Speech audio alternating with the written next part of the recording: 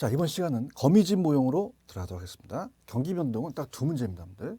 경기 변동에 대한 특징, 그 다음에 경기 변동의 순환급별 특징, 그 다음에 경기 변동의 유형. 여기서 한 문제가 나오고요. 그 다음에 거미집이에요. 근데 거미집이로는 매년 출제되는 부분은 아닙니다.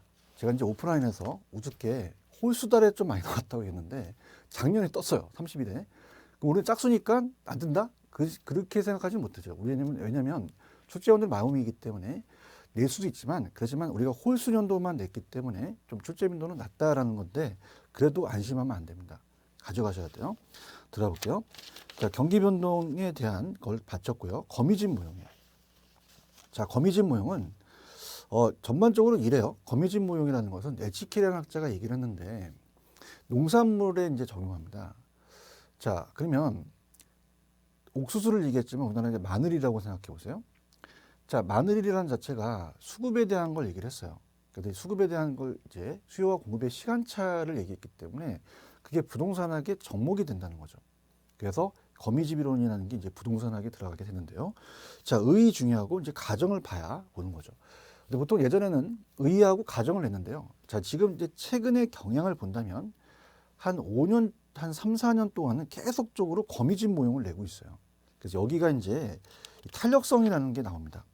그래서 약간 좀 어렵죠. 그래서 여기가 이제 좀 어렵기 때문에 약간 그 계산 문제가 있는데 단순 계산이에요. 나중에 제가 해드리고 여기 나와 있는 이제 문제만 가볍게 한번 다뤄버리는 식으로 가도록 하겠습니다. 자, 94페이지 여러분들. 거미집 모형이에요. 거미집 모형.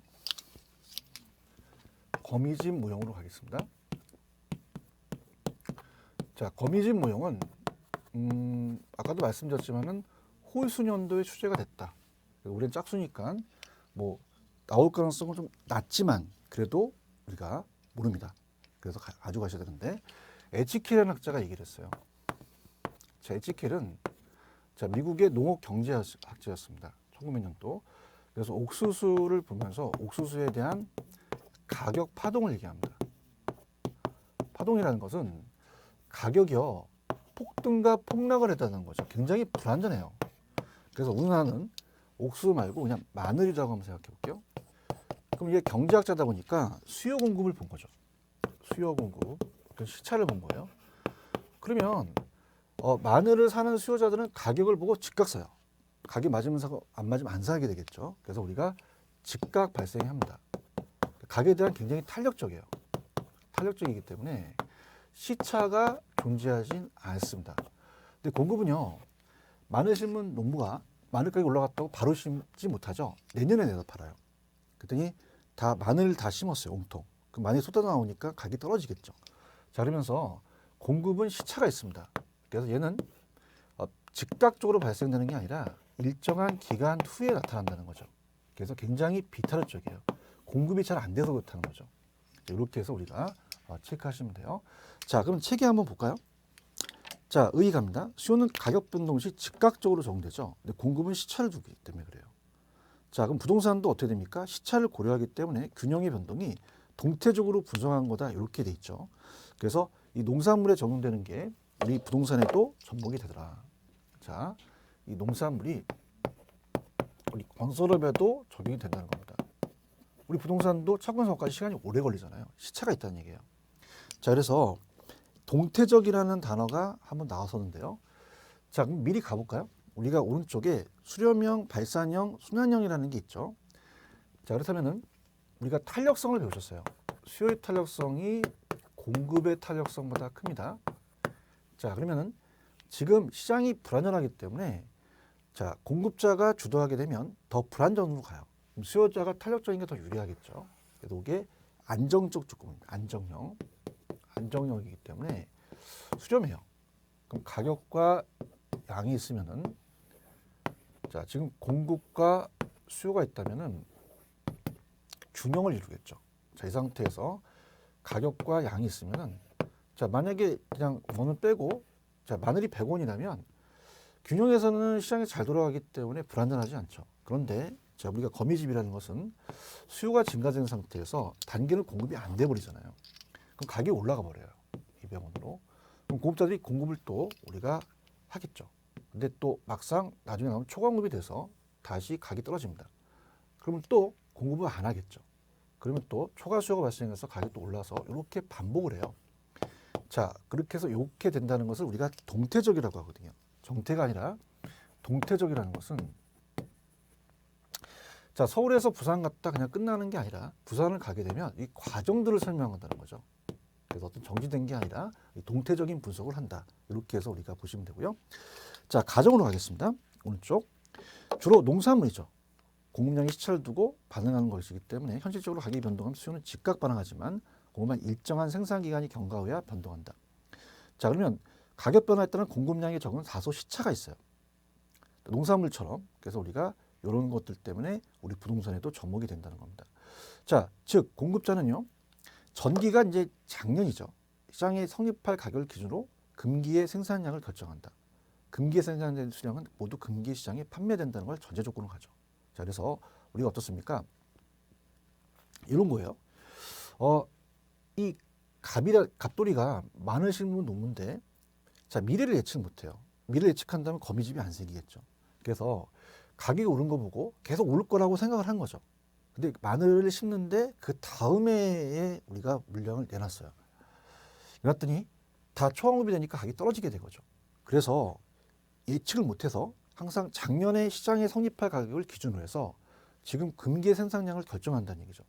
그래서 금기에 대한 생산 수량은 모두 금기의 시장에 판매돼야 된다는 거. 우리가 이걸 가정합니다. 그럼 현재 수요 결정은 현재 가격에, 미래 수요 결정은 미래 가격에 결정이 되며, 자, 미래 공급은 어떻게 돼요? 항상 시차가 있기 때문에 현재 가격에만 의존한다는 거죠. 그래서 미래 가격에 대한 합리적 예상 능력을 결여된다는 걸 가정을 합니다. 자, 그럼 우리가 수렴형, 발산형, 순환형이 시험에 나왔어요. 자, 이렇게 들어가는 걸 수렴형이라고 합니다. 수렴형. 그 다음에 제가 앞쪽에서 얘기했지만 기울기와 탄력성은 반대예요. 탄력적이라는 건 완만하기 때문에 기울기가 작죠. 그럼 비탄력적이 더 기울기가 크다는 얘기입니다. 그럼 우리가 절대값을 항상 씌우고요. 자, 수요의 기울기와 공급의 기울기가 있다면 기울기는 반대가 되겠죠. 그래서 이건 수탄 수렴, 공기 수렴 이렇게 암기하시면은 수요의 탄력성이 클 때는 수렴형이고 공급의 기울기가 크면 수렴형이다. 이렇게 암기하시고요. 그다음에 우리가 만약에 수요의 탄력성보다 공급의 탄력성이 더 커요. 그러면은 공급자가 주도하기 때문에 가격이 또 발산해서 불안정으로 또 가격이 또 올라갈 수도 있죠. 밖으로 나갑니다. 그래서 이거는 불안전형이에요. 불안전형. 그래서 이건 발산형입니다. 그 발산형은 자, 이렇게 해서 이제 나간다는 거예요. 이탈한다는 거죠. 안으로 들어오는 게 아니라. 자, 그럼 어떻습니까? 이거는 수요의 기울기하고 공급의 기울기 중에서 수기가 더 크죠. 공기보다. 그래서 기울기는 반대다. 자, 그래서 공탄발로 암기하세요. 공탄발, 발산형이 되겠죠. 기울기는 수기가 더 크겠죠. 그 다음에 순환형이라는 건 같아요. 그래서 굳이 암기할 필요가 없는데 수탄과 공급의 탄력성이 있습니다. 자, 이건 우리가 진동형, 순환형이라고 하거든요. 자, 그러면 들어오지도 않고 나가지도 않고 맹맹맹 돌거든요. 이렇게. 그렇기 때문에 자, 우리가 요거를 순환형이라고 얘기합니다. 그럼 기울기가 같아요. 수기하고 기울기가 같기 때문에 같으면 무조건 순환형이다. 이렇게 암기하시면 됩니다. 자, 그래서 그렇게 보시고요. 그 다음에 이제 넘기셔서 이론을 좀 간다면 어때요? 거미집 이론과 부동산 경기가 어떻다? 거미집 모형은 공급자가 현재 시장 임대료만 반응한다. 부동산 시장도 주기적으로 수요 초과와 공급 초과를 반복하다 보니까 부동산 시장에 이러한 현상이 발생되는 것은 공급의 시차가 존재하기 때문이죠. 그러면 일반적으로 우리가 지금 공급이 비탄력적인 게 더 적용이 되잖아요. 공급이 더 안 되는 게 적용이 되기 때문에 자, 주거용보다는 상고업용에 적용이 되겠죠. 자, 어떻습니까? 우리가 이 주거용이라는 건 이동하기가 쉽고 또 어때요? 탄력적이잖아요, 되게. 그래서 공급이 잘 되지만 상고업용은 용도 전환이 어려워요. 자, 여기 지금 우리가 학원이라면 이걸 삼겹살집으로 바꾸기가 어렵잖아요. 굉장히 비탄력적이라는 거죠. 그래서 주거용보다는 상고업용에 더 적용되더라. 자, 거미집 모형의 한계, 항상 공급자는 현재 시장 임대료만 반응한다는 걸 가정한다. 현실적으로 그렇다고 볼 수는 없다. 공급자가 합리적 판단하고 부동산 시장의 이러한 특성을 인식해서 대응할 수밖에 없는 거죠. 자, 그렇게 보시면 되고요. 그 다음에 좌측 문제는 자, 문제에 대한 걸 확인하기를 한번 들어볼게요. 자, 여기서 옳은 걸 찾으라 그랬죠. 자, 1번입니다. 가격 탄력성에 대한 수요의 탄력성이 공급 탄력성이 큰 게 수렴형이 되겠죠. 자, 가격에 대한 수요의 탄력성과 공급 탄력성이 같은 경우는 순환형입니다. 그 다음에 우리가 비교 정확적인 게 아니라 동태적이다. 이렇게 하셔야 되죠. 자, 가격이 변하면 공급량, 자, 우리가 4번하고 5번은 바뀌었어요. 가격이 변해도 수요량이 아니라 공급량입니다. 공급량은 일정 기간 후에 변한다고 가정하고, 그 다음에 가격이 변하면 수요량은 즉각 변한다. 이렇게 하셨어야 되죠. 자, 그렇게 해서 우리가 보시면 됩니다. 자, 그래서 경기 변동은 한 두 문제 예상한다고 한다면 이 두 파트를 보시면 돼요. 자, 그 다음에 우리가 시장 파트로 한번 넘어가도록 하겠습니다. 시장 파트. 시장 파트에서 우리가 좀 체크할 걸 체크하죠. 그래서 시장 파트 부분이 이제 시험 문제가 또 나오는 부분이 또 있어요. 그래서 거기를 이제 우리가 체크를 하면서 천천히 한번 들어가 보도록 하겠습니다. 시장 파트로 가겠습니다. 자, 시장 파트는 110페이지로 가도록 하죠. 110페이지입니다. 자, 부동산 시장론이에요. 부동산 시장론. 자, 그러면 우리가 먼저 산에 가실 때 숲을 보는 게 좋잖아요. 전체적인 숲을 보고 나무를 봐야 되기 때문에 어디가 나온다라는 걸 먼저 제가 말씀드리죠. 자, 그러면 들어가 볼게요. 부동산 시장에선 여길 봐라. 시장 자체를 본다면 우리가 시장의 개념이 있고 완전 경쟁과 불완전 경쟁이라는 게 있습니다. 우리 시장은 불완전 경쟁이에요. 완전 경쟁과 불완전 경쟁의 차이점인데, 자, 이건 우리가 시험 문제 빈번하게 나오는 부분은 아닙니다. 그럼 어디가 이제 나오느냐? 112페이지에 보시면 부동산 시장의 기능과 특성이라는 게 있어요. 그래서 우리가 먼저 112페이지에 나와 있는 여기를 제가 체크합니다. 자, 그래서 부동산 시장의 기능과 특징을 구별하셔야 돼요. 여기가 이제 우리 문제가 한 문제 정도 나옵니다. 근데 별표는 제가 하나만 치라고 할 겁니다. 자주 출제되는 부분은 아니에요. 그러면 교수님 어디가 나옵니까? 라고 한다면 유력한 거는 넘기시면, 물론 다 제가 설명을 할 겁니다.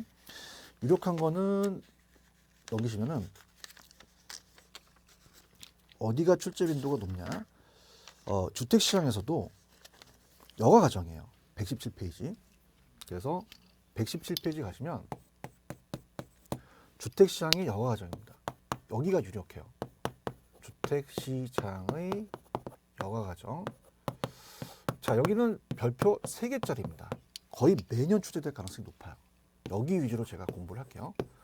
자, 그 다음에 세 번째는 시장 파트에서 우리가 중요도가 높다라고 판단하는 것은 넘겨보시면은 이 120페이지입니다. 그래서 부동산 시장과 정보의 효율성. 그래서 우리가 그 효율적 시장이라는 거. 그래서 제목이 효율적 시장이 있고요.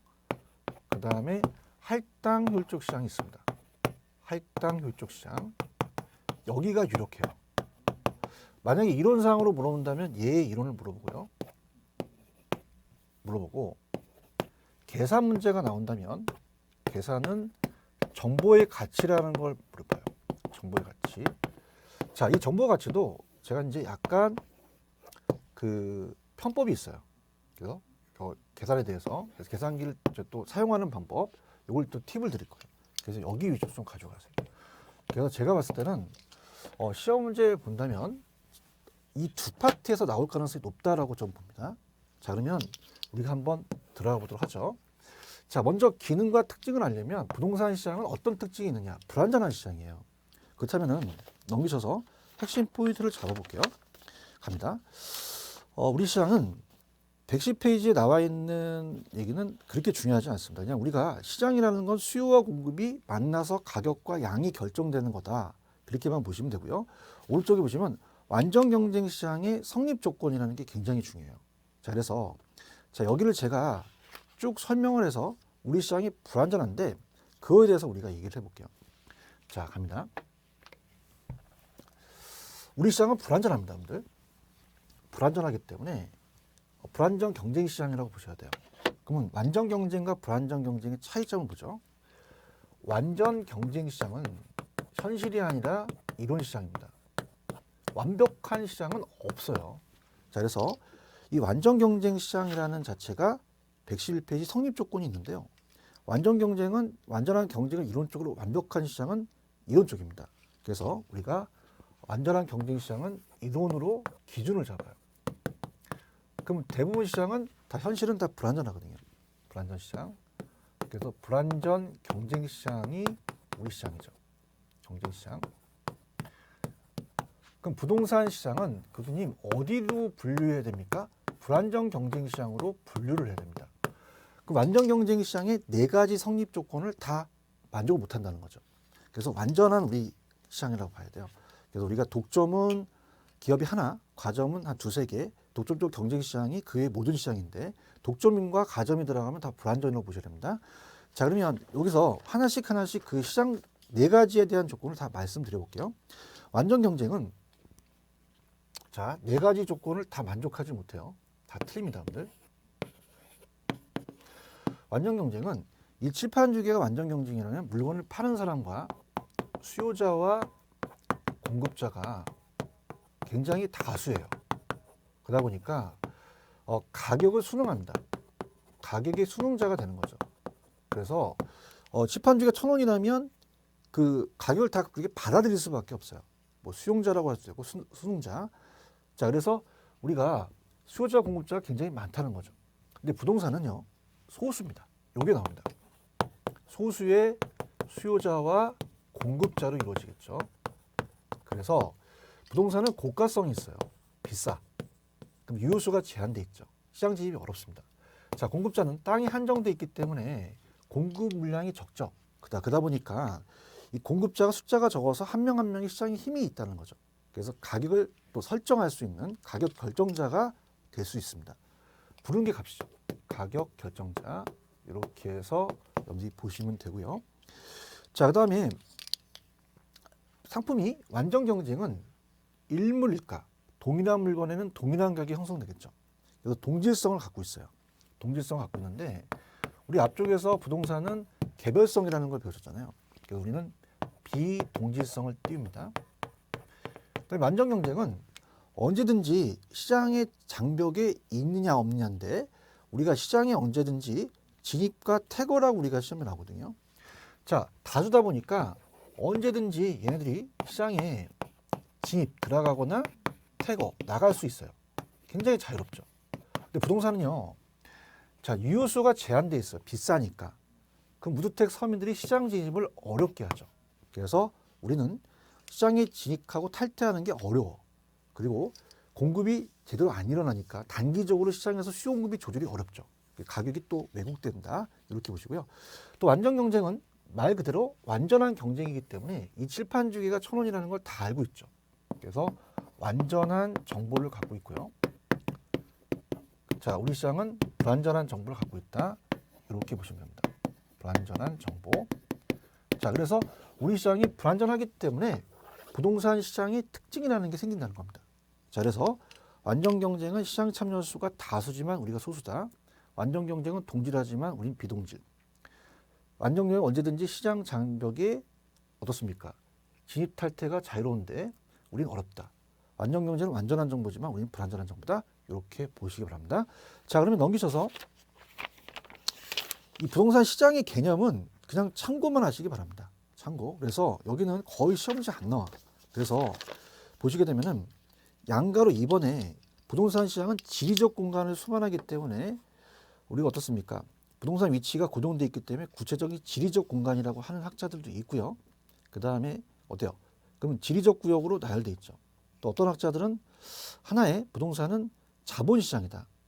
추상적으로 우리가 어떤 위치가 아니라 수용금이 나타나는 자본시장이라는 개념. 그다음에 공간시장이라는 것은 구체적 위치에 대해서 공간시장이라는 학자들이 있는데 추상적이기도 하고 구체적이기도 해요. 근데 출제 잘 안 됩니다. 여기는 참고만 하세요. 그래서 제가 여기는 그렇게 추천되는 부분은 아니고요. 시장의 기능이에요. 기능하고 특성인데 넘기셔서 특성을 먼저 보도록 하겠습니다. 특성을 먼저 본다면 페이지 가셔서 그 114페이지 가시면 부동산 시장의 특성이 가장 유력해요. 여기가. 그래서 아까 봤을 때 우리가 부동산 시장은 그냥 이렇게 한번 정리할게요. 또 안 알려드리면 안 되니까. 지금 여기 나와 있는 112페이지에 나와 있는 그 부동산 시장의 개념은요. 자, 부동산 시장은 이건 참고만 하라고 했습니다. 제가 출제 잘 안 됩니다. 왜 견해가 다 틀리니까. 자, 추상적으로 위치를 얘기하는 건 아니야. 무슨 말이냐? 자, 우리 부동산은 추상적인 머릿속에 추상화되어 있다는 거죠. 구체적 장소가 아니라는 얘기죠. 수요공급이 만나서 노동시장은 노동력이 거래되고 금융시장은 돈이 돌잖아요. 그래서 수요공급이 만나서 거래되는 하나의 자본시장이라는 학자들도 있고요. 그렇지 않다. 우리가 구체적으로 위치가 딱 정해져 있지 않냐.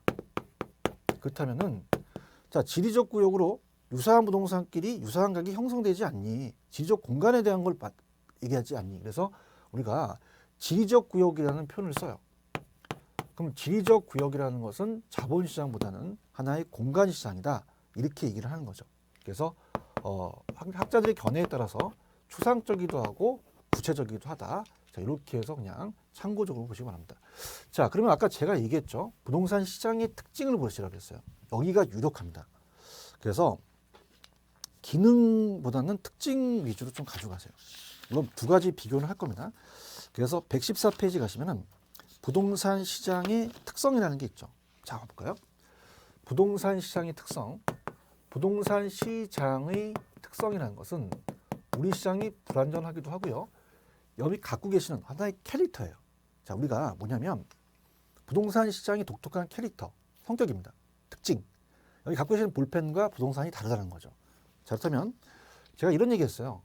국지성이라는 얘기를 했습니다. 시장의 국지성. 그래서 앞쪽에서 부동성을 참고하세요. 토지의 특성에서. 자, 지역마다 달라. 그래서 우리가 전국이 있으면 서울, 인천, 서울도 강남, 송파 다르죠. 그 다음에 거기다 동이 있죠. 자, 그래서 뭐 잠실동 몇 번지 이렇게 틀리듯이 수요자들에 의해서 시장이 지역적으로 나눠진다는 거죠. 그래서 시장이 세분화되어 있고 다 부분 시장으로 나열되어 있다. 이렇게 우리가 보시면 됩니다. 그래서 우리가 이 부동성 때문에 시장이 세분화. 자, 이건 다 우리가 부동성 때문에 했기 때문에 제가 필기만 해볼게요. 부분 시장으로 나열됐다. 이렇게 가죠. 그러면 시험 문제 국지성이 나오면 무조건 부동성을 찾아내셔야 됩니다. 그 다음 두 번째 잘 나오는 거. 자, 부동산은 비동지대요. 다 틀려.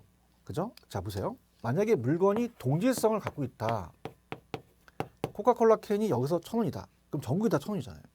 그러면 이 똑같은 상품이다 보니까 그 품질과 가격에 대한 정보를 다 알고 있다는 거죠. 자, 그렇다면은 우리가 그 공개를 해요. 가격과 품질에 대해서. 근데 우리 부동산은 비동질성이라는 말을 쓰죠. 개별성 때문에. 그럼 개별성 때문에 공개하지 않습니다.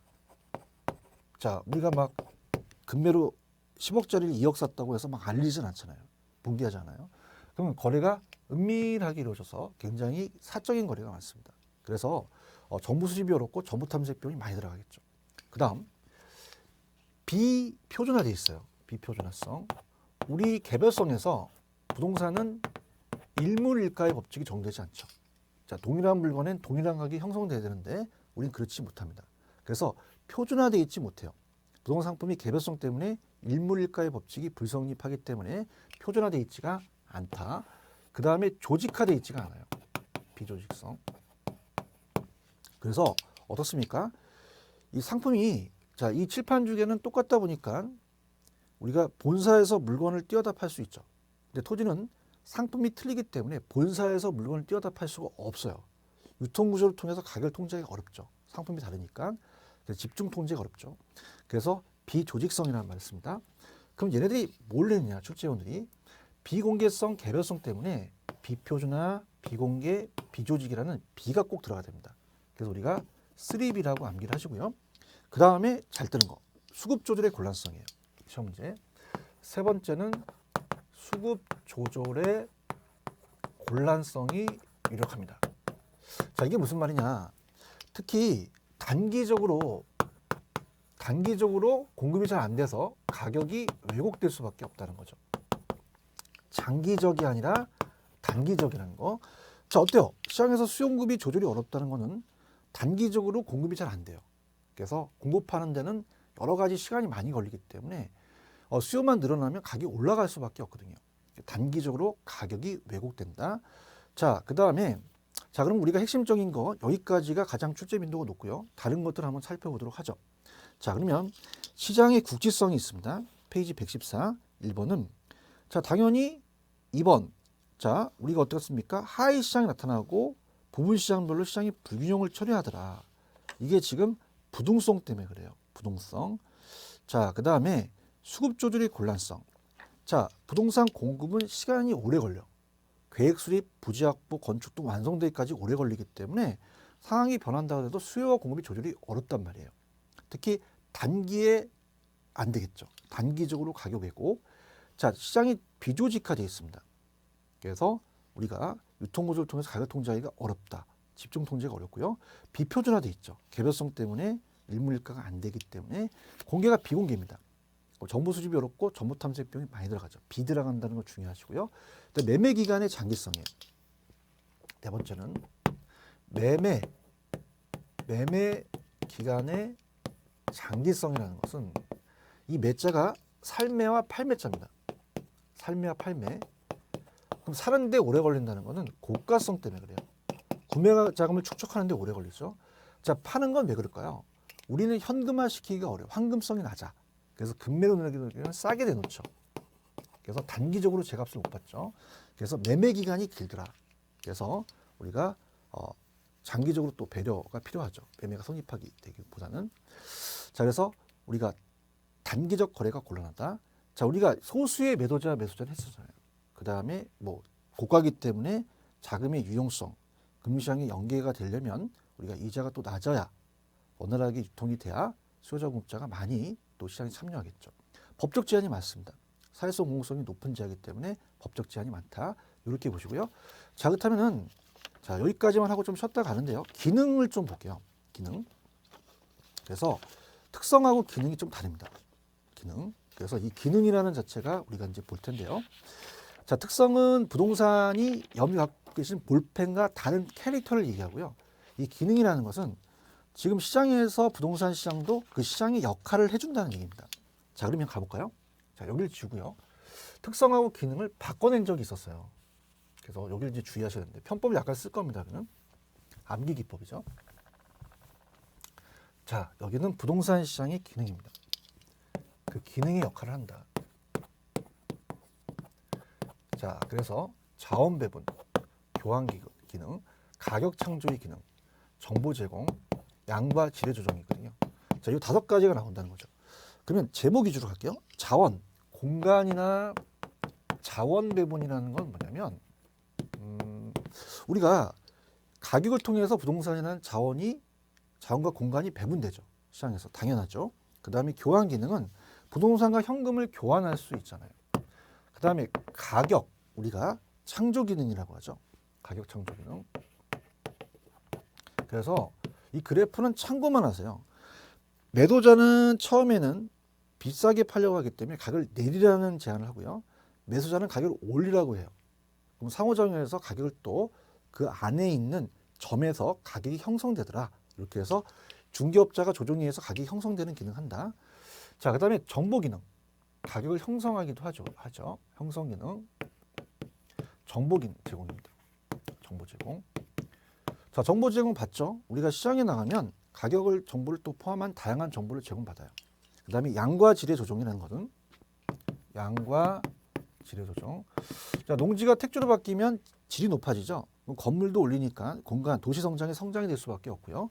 그 다음에 토지 이용에 대한 결정은 계속적인 부지 경쟁에 따라서 우리가 토지를 또 이용하는 어때요? 경제 주체 간의 지대 지분 능력에 따라서 그 유형이 또 결정되더라. 이렇게 보는데 우리가 보통 6번까지 나오지만 5번까지 보시기 바랍니다.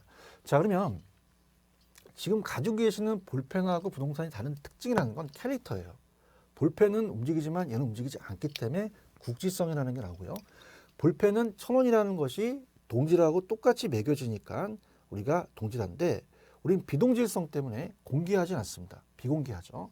근데 볼펜이나 부동산은 다 교환의 기능을 하고 있어요. 우리가 다 공짜로 산 게 아니라 돈으로 다 교환을 하죠. 자, 그러면 우리 시험 문제가 뭐가 나왔었냐면 들어보세요. 이 비공개성이라는 게 떴습니다.